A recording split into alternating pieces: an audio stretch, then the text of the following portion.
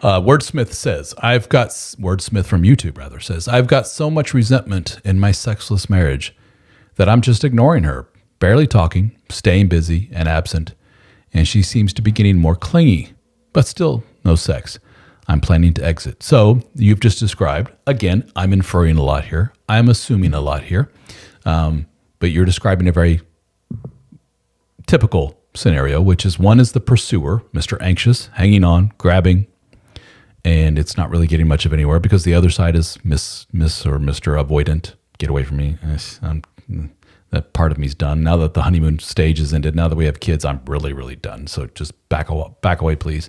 And then the other one, finally, probably after a period of years and so many, litter of kids later and everything, finally says, I think I get the picture here. I think I'm not really wanted. Never mind, I'll just back off.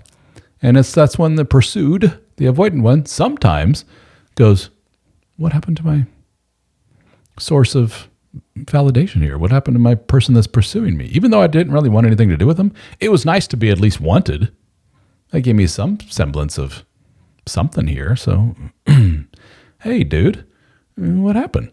And that pressure off of their shoulders, the anxious person is a lot of weight on the shoulders. It's, that anxiety, that anxious person chasing after you and wanting you and begging you, it's smothering. And so when that blanket is released, suddenly they're more open, feminine, bubbly.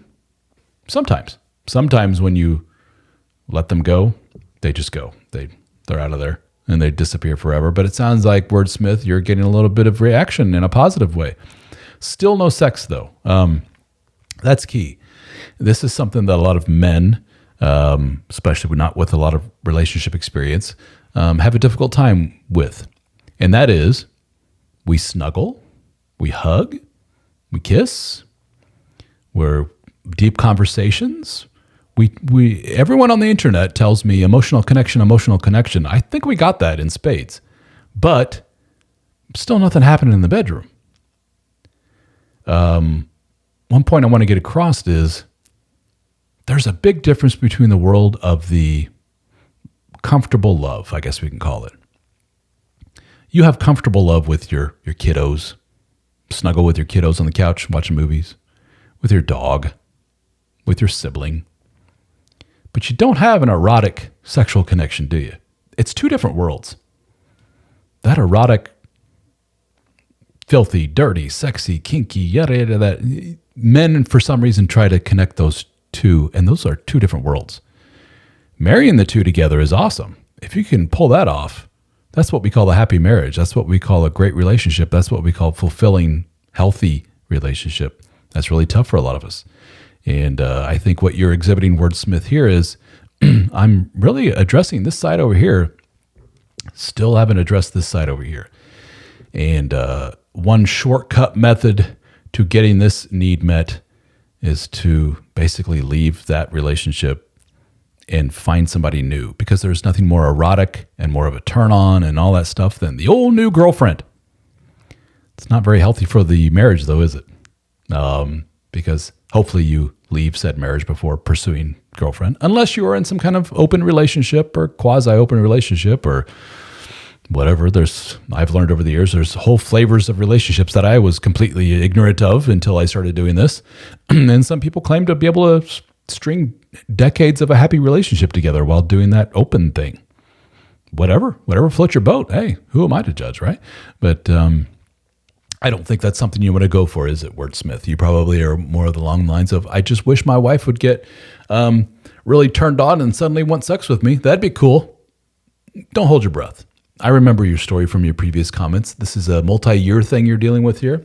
This is a multi-children thing you're dealing with here. If I remember right from your story, you also have you also became Mr. Stay-at-home dad while she went home and went to work and made the bacon. You got a lot of shit working against you, dude. And if there's hope for you too, it's only if she raises her hand and says, "Yeah, I got issues," and you raise your hand and you say, "Yeah, I got issues too." And you both go, maybe we should work on said issues? Yeah, I think we should. All right, high five, let's get to work. And are you, Mr.